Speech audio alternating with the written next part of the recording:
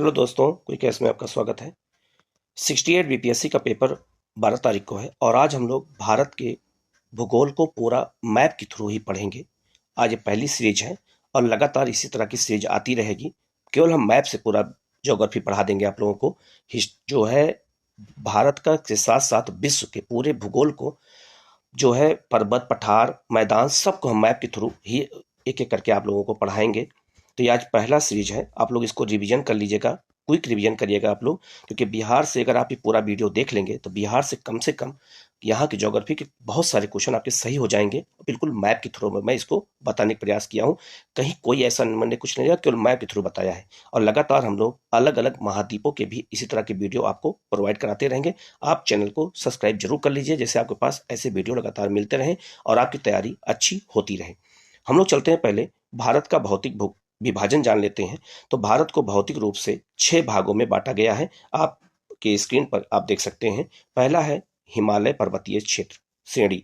तो हिमालय का जो क्षेत्र है ये भारत के पूर्वोत्तर क्षेत्र में और पश्चिमी क्षेत्र में फैला हुआ है। बाकी इधर नेपाल और भूटान का क्षेत्र है और सिक्किम के क्षेत्र में भी हिमालय है।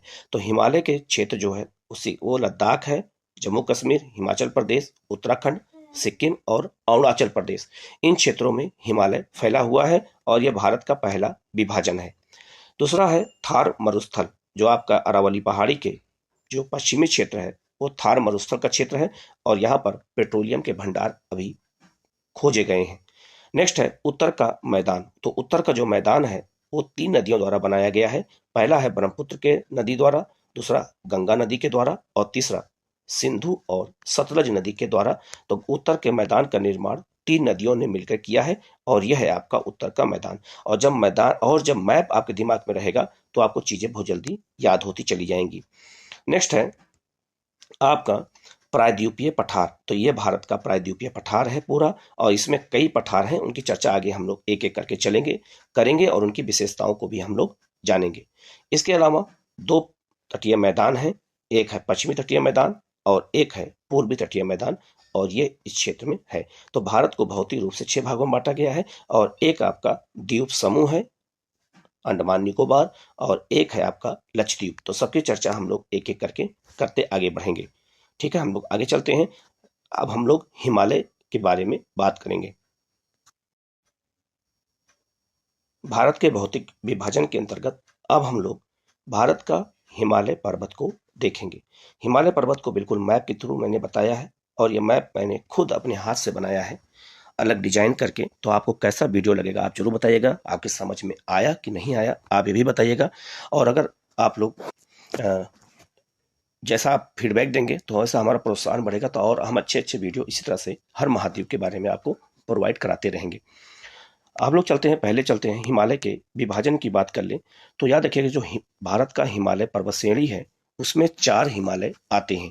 अगर ये नॉर्थ है और ये साउथ है तो नॉर्थ से साउथ की ओर चलेंगे तो सबसे पहला है ट्रांस हिमालय। ये आपका पूरा ट्रांस हिमालय है जो भारत और चीन तक फैला हुआ है। दूसरा है ग्रेट हिमालय और ग्रेट हिमालय भी भारत और चीन तक और अरुणाचल प्रदेश तक फैला हुआ है। तीसरा है लघु हिमालय और यह है आपका इस क्षेत्र में। और फिर लास्ट में है शिवालिक। तो हिमालय को 4 भागों में बांटा जाता है। आप चारों के क्रम को देख लीजिएगा, एक क्रम कभी कभी एग्जाम में मिलाने को आ जाता है। तो ये मैप इसीलिए बना के बताएगा जिससे दिमाग में आपके बिल्कुल ये बैठ जाए। अब ट्रांस हिमालय सबसे नॉर्थ में है, फिर आपका ग्रेट हिमालय है, फिर आपका लघु हिमालय है और फिर लास्ट में शिवालिक है। तो ये नॉर्थ हो गया और ये साउथ हो गया। तो हम अगर एग्जाम में चाहे इधर से क्रम पूछे और या इधर से क्रम पूछेगा तो हम इसको आसानी से बता देंगे। आगे बढ़ते हैं हम लोग। अब हम लोग हिमालय पर्वत में कुछ और पर्वतों की बात कर लें। यह आपका जम्मू कश्मीर और लद्दाख का क्षेत्र है, हिमाचल प्रदेश का क्षेत्र है और इस क्षेत्र में कई हिमालय चोटियां हैं, पर्वत हैं और उनके क्रम भी पूछे जाते हैं एग्जाम में। तो उनके क्रम को याद करने के लिए अब मान लीजिए नॉर्थ है और ये साउथ है, तो कौन कौन से नॉर्थ टू साउथ की ओर पहाड़ियां हैं उन पहाड़ियों की भी हम लोग चर्चा कर लेते हैं। तो पहला है काराकोरम पहाड़ी, काराकोरम के बाद लद्दाख पहाड़ी, लद्दाख के बाद जास्कर पहाड़ी है, जास्कर श्रेणी है, जास्कर श्रेणी के बाद पीर पंजाल है और पीर पंजाल के बाद धौलाधर है। तो ये टोटल जो है ये 5 पहाड़ियां हैं क्रम से और ये हिमालय के पश्चिमी हिमालय का भाग हैं। इनको हमें याद करना बेहद जरूरी है।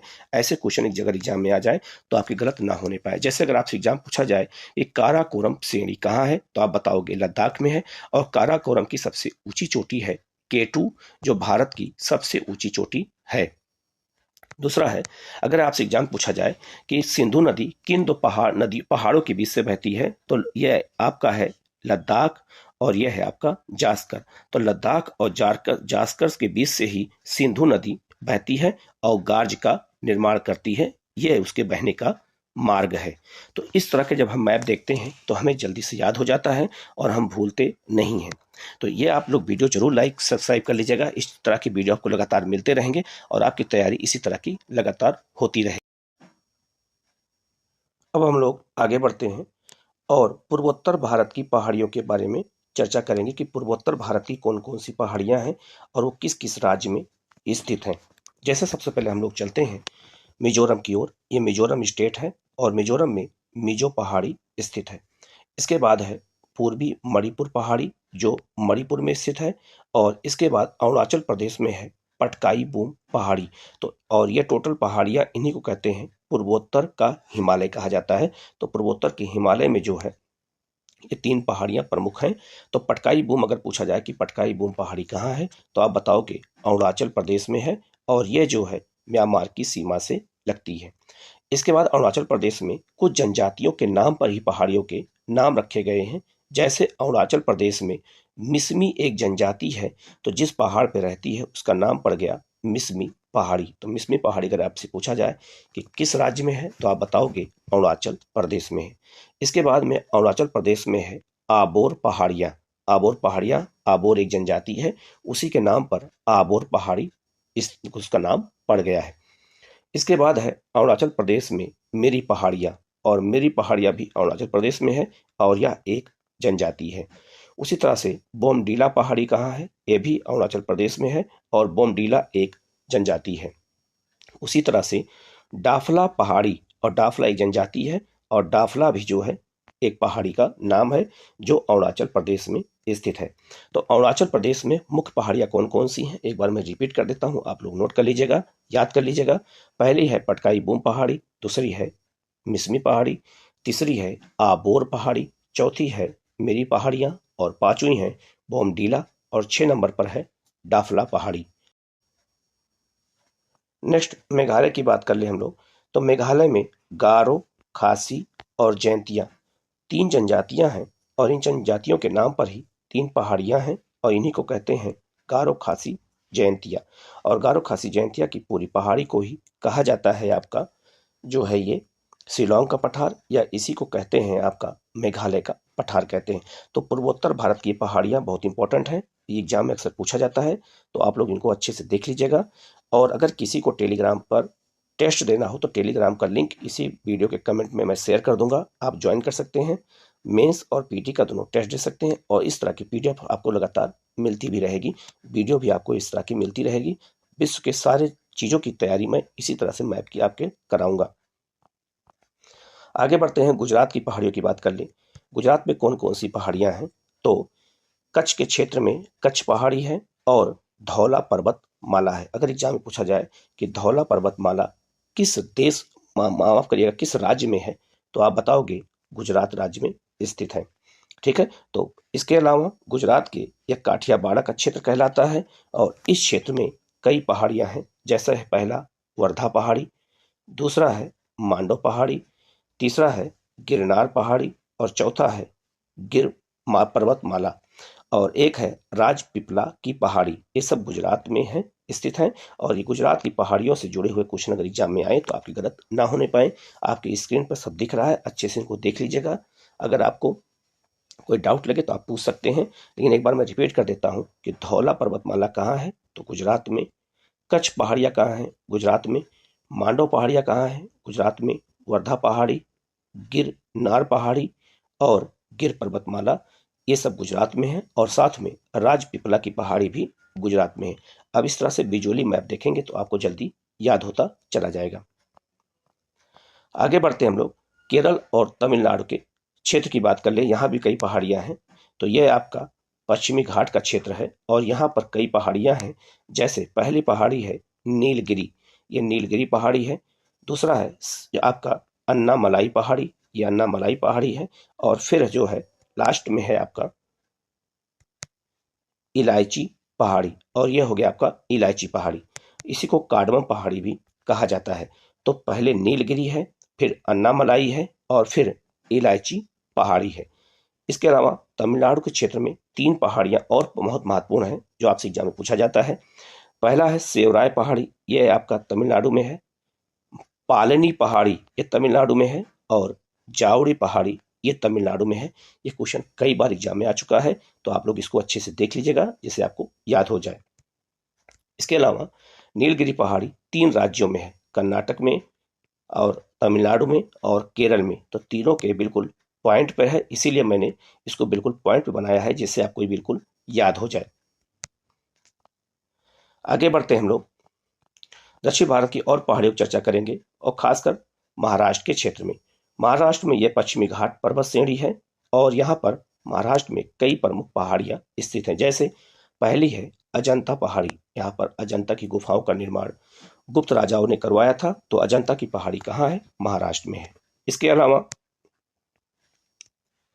बालाघाट पर्वत, ये भी कहाँ है? महाराष्ट्र में। हरिश्चंद्र पर्वतमाला, ये भी कहाँ है? महाराष्ट्र में। और महादेव पर्वतमाला, ये भी कहाँ है? ये भी महाराष्ट्र में है। ये पर्वतमाला महाराष्ट्र में है। अगर महादेव पर्वत आ जाए तो ये एमपी में है, आगे मैं बताऊंगा इसको, ठीक है। तो ये पर्वतमाला सारी बहुत इंपॉर्टेंट हैं और ये सब ग्रेनाइट की पहाड़ियां हैं और इन्हीं में कई गुफाओं का निर्माण भी कराया गया है। तो महाराष्ट्र की सारी पहाड़ियां बहुत महत्वपूर्ण हैं। मैंने अलग अलग इसीलिए मैप बना के बताया है कि जिससे सब आपको इंपॉर्टेंट पहाड़ियां आपको बिल्कुल याद हो जाएं। नेक्स्ट है आंध्र प्रदेश और तेलंगाना की पहाड़ी की बात करें तो यहाँ 2 प्रमुख पहाड़ियां प्रमुख हैं।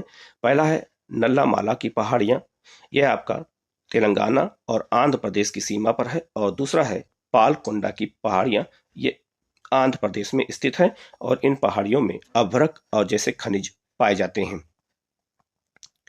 नेक्स्ट है राजस्थान की पहाड़ियां। राजस्थान की पहाड़ियों की अगर हम बात करें तो आपका राजस्थान में यह है अरावली की पहाड़ी, पूरा अरावली की पहाड़ी मैंने बना दिया है। दूसरा यहीं पर है खेतरी की पहाड़ी, जहां तांबे का उत्पादन किया जाता है।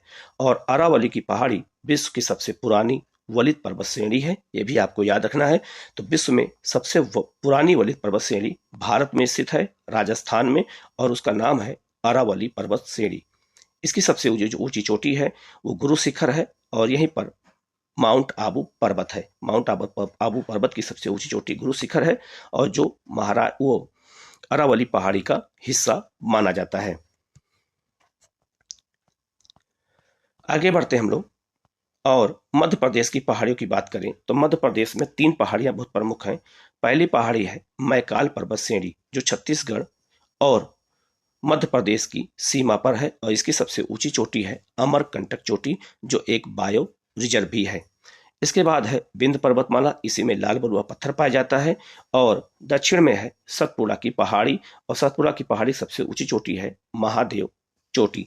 और यहीं से नदी निकलती है आपकी नर्मदा नदी, यहीं अमरकंटक से निकलकर और ऐसे बहती है विंध्य पर्वत और सतपुड़ा पहाड़ी के बीच से बहती है नर्मदा नदी, और इसीलिए इस नदी कहा जाता है, ये नदी भरंस घाटी में बहती है। तो बहुत महत्वपूर्ण है, आप लोग इनको याद करिएगा। ऐसे जब आपके दिमाग में मैप बैठ जाएगा तो आपको कभी ज्योग्राफी में कोई समस्या नहीं होगी। बहुत सारे बच्चे हैं जो ज्योग्राफी में बहुत परेशान रहते हैं, तो उस परेशानी को दूर करने का ही हमारा एक प्रयास है। आगे हम बात करते हैं यूके में। यूके मतलब उत्तराखंड की बात करें तो उत्तराखंड में एक नंदा देवी पर्वत बहुत महत्वपूर्ण है और दूसरा है कुमायूं हिमालय, यहाँ पर पड़ता है, और दोनों बहुत ही महत्वपूर्ण हैं, आप लोग इनको याद रखिएगा। आगे बढ़ते हैं दक्षिण भारत के प्रमुख पठारों की बात कर लें। दक्षिण भारत में कौन कौन से प्रमुख पठार हैं और उनकी क्या विशेषता है। सबसे पहले हम लोग बात करें तो मालवा का पठार और बघेलखंड और बुंदेलखंड के पठार को मध्यवर्ती पठार कहा जाता है। और इन पठारों की विशेषता यह है कि मालवा का पठार जो है ये विंध्य पर्वत और अरावली पर्वत के बीच में स्थित है और ये यहाँ पर काली मिट्टी पाई जाती है। और मालवा के पठार में जो है चने की खेती बहुत ज्यादा होती है और गेहूं की खेती भी यहाँ पर की जाती है। इसलिए देखा होगा मालो ब्रांड का एक गेहूं भी आता है यहाँ पे। नेक्स्ट है बुंदेलखंड पठार। बुंदेलखंड पठार उत्तर प्रदेश और मध्य प्रदेश दोनों में पड़ता है और ये एक सूखा प्रभावित क्षेत्र है और यहाँ पर मोटे अनाजों की खेती की जाती है। नेक्स्ट है बघेलखंड का पठार। ये मध्य प्रदेश और छत्तीसगढ़ की सीमा पर है और यहाँ पर चावल की खेती की जाती है और लाल बलुई मिट्टी पाई जाती है और इस क्षेत्रों को कहा जाता है पूर्वी मध्यवर्ती पठार का हिस्सा। इसके बाद मेघालय का पठार और छोटा नागपुर का पठार और दंडकारण्य जिसे हम बस्तर का पठार कहते हैं, इन तीनों को मिला के कहते हैं पूर्वी पठार। याद रखिएगा, इन तीनों को पूर्वी पठार कहते हैं और इन तीनों पठार को मध्यवर्ती पठार कहा जाता है। अब हम बात करते हैं छोटा नागपुर पठार की। तो छोटा नागपुर का पठार का विस्तार जो है ये मुख्य रूप से झारखंड में है, लेकिन इसका विस्तार थोड़ा सा बिहार में पड़ता है, थोड़ा सा जो है आपका छत्तीसगढ़ में पड़ता है और थोड़ा सा यह आपका पश्चिम बंगाल में पड़ता है और थोड़ा सा इसका विस्तार उड़ीसा की ओर भी है। और छोटा नागपुर के पठार में 98% कोयला पाया जाता है। दूसरा है आपका दंडकारण्य का पठार। दंडकारण्य पठार में यह आपका छत्तीसगढ़ के दक्षिण में है और ये बस्तर का पठार के नाम से जाना जाता है और इस पठार की विशेषता यह है कि यहाँ से लोहा पाया जाता है। लोहे के भंडार जो है दंडकारण्य पठार में ज़्यादा है और यहाँ की एक पहाड़ी है, उसका नाम है बैलाडीला, जहाँ पर लोहे की सबसे बड़ी खान मानी जाती है। नेक्स्ट है मेघालय का पठार और मेघालय का पठार को ही शिलांग का पठार भी कहते हैं और यहाँ पर गारो खासी जयंतिया 3 पहाड़ियाँ हैं और यहाँ पर विश्व की सबसे अधिक वर्षा होती है। अगर आपसे एग्जाम पूछा जाए कि भारत के किस पठार में सबसे अधिक वर्षा होती है तो मेघालय या शिलांग के पठार में होती है और इस पठार की विशेषता यह है कि यहाँ पर नाइट्रेट का उत्पादन ज़्यादा होता है। आगे बढ़ते हैं हम लोग और कुछ पठारों की बात कर लेते हैं। ये जो 3 पठार आपको दिख रहे हैं, ये तीनों पठार कहते हैं आपका दक्कन का पठार कहा जाता है और दक्कन के पठार में जो है 3 पठार शामिल हैं, महाराष्ट्र का पठार, कर्नाटक का पठार और तेलंगाना का पठार। इन पठारों की विशेषता यह है कि महाराष्ट्र का पठार काली मिट्टी से बना है, बेसाल्ट से बना है, इसलिए यहाँ पर काली मिट्टी पाई जाती है और यहाँ पर बहुत ही जो है फल वाले जो है फसलों की खेती होती है और गन्ने का उत्पादन यहाँ पर ज़्यादा होता है। दूसरा है कर्नाटक का पठार और कर्नाटक के पठार की विशेषता यह है कि यहाँ पर सबसे अधिक लोहा पाया जाता है और इस पठार की सबसे विशेषता यह है कि विश्व यहाँ पर भारत का सबसे अधिक सोने का उत्पादन भी होता है।